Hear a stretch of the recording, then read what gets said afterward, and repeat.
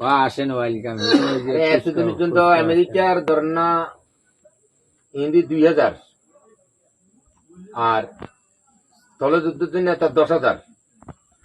এগুলোর লগে এতদিন যুদ্ধ করছে ইরানের যেগুন রানিং ডিউটি করে এগুনে তার রিজার্ভ যে 10 লাখ, সেই 10 লাখ নামা রেখে এখন প্রত্যেক জায়গায় জায়গায় মোতায়েন করছে। রাষ্ট্রের খবর এখন জায়গায় জায়গায় মোতায়েন করছে। যদি আমেরিকা পুরুষ করে স্থলযুদ্ধে ঢুকি যায়, ঢুকি গেলে জায়গায় জায়গায় এখন মোতায়েন করে সে স্থলযুদ্ধে এখন আটকে পারলে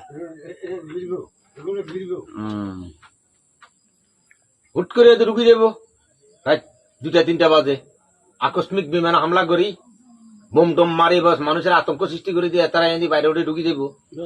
এই ঢুকি গেলে মানে ওগুলো চারিদিক থেকে আটকা লাগবে। আর বাইরের আমেরিকা ফলো করছে যে বাইরের নইলে প্যারাশুট আছে না, হেলিকপ্টার, প্যারাশুটে 2000 নামবো। প্যারাশুটে নেই, এটা তো বলি যে প্যারাশুটে 2000 নামবে এবং এই 2000 প্রথমে প্যারাশুটে বিমান তো নামতে নামতে 2000 প্রথমে আক্রমণ করবো, এলোপাতাড়ি গুলি করবে, এগুনে যাতারা বোম মারবো, এরপরে যে এরা মাটিতে নামবো। প্যারাশুট যতক্ষণ আকাশে উড়ে ততক্ষণ এরা আকাশে ছায়ে যুদ্ধ করবে।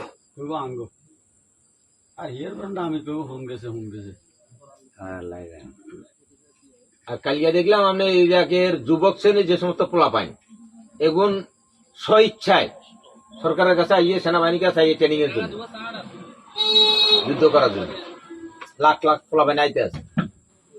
আর হাতারা চিন্তা করছে আমার রাষ্ট্র যখন আমরা এনে এনে হয়তো আঙ্গর ব্যস্ত করবি নাকি আমার দেশের মতন কি দল বাইজবেন কে কোন দল হইলে তো আমেরিকাতে নামলে তো আমার ব্যস্ত করি তো মরিজন যাম এনে তো বাসা বাসিনি হয়তো প্যারাশুটে নামি কোনটা কোন দল করে এটা টোকাইবনি। এর যাই রবির কাস্টমার কেয়ারের নাম্বার কত কোথায় আছে?